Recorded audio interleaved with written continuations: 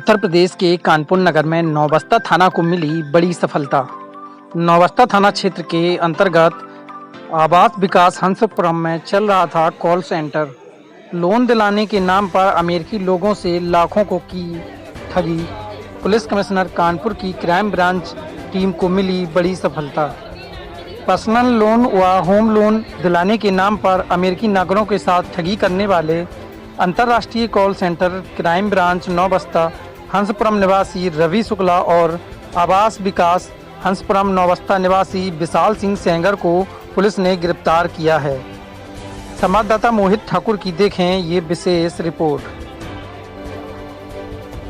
एक थाना नौबस्ता में हंसपुरम एरिया में एक मकान में कॉल सेंटर चल रहा था, जो कि यूएस सिटीजन से लोन के नाम पे, होम लोन और पर्सनल लोन के नाम पे ठगी करते थे।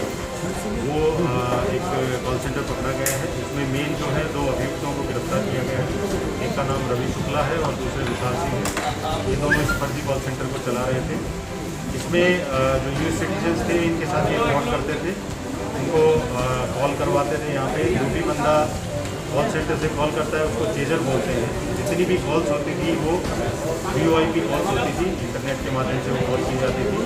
इसमें कुछ मोबाइल ऐप्स भी हैं और सिस्टम्स में भी डायलर्स होते हैं, जैसे कि सोनो डायल है, X10 है, X-Lite है। इसके माध्यम से यूएस सिटीजन्स को कॉल करते थे और फिर उनको लोन के नाम पे झांसा देते थे।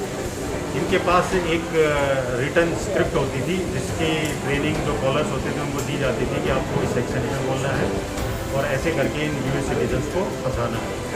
उसके बाद जब अगला जो यूएस सिटीजन कन्विंस हो जाता था तो उसको प्रोसेसिंग फ़ीस के नाम पे डॉलर्स में पेमेंट लेते थे।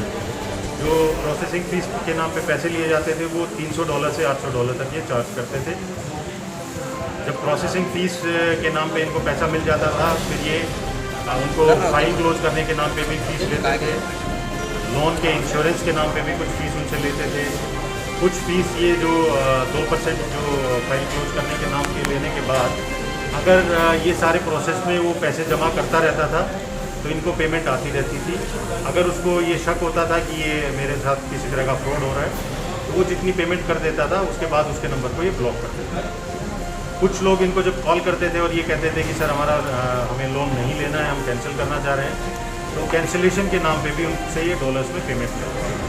जो पेमेंट लेने का तरीका था, ये 3 माध्यम से ये पेमेंट लेते थे। एक वायर ट्रांसफ़र के माध्यम से, जिसमें कि यूएस का कोई अकाउंट होता था, उसके माध्यम से पैसा आता था।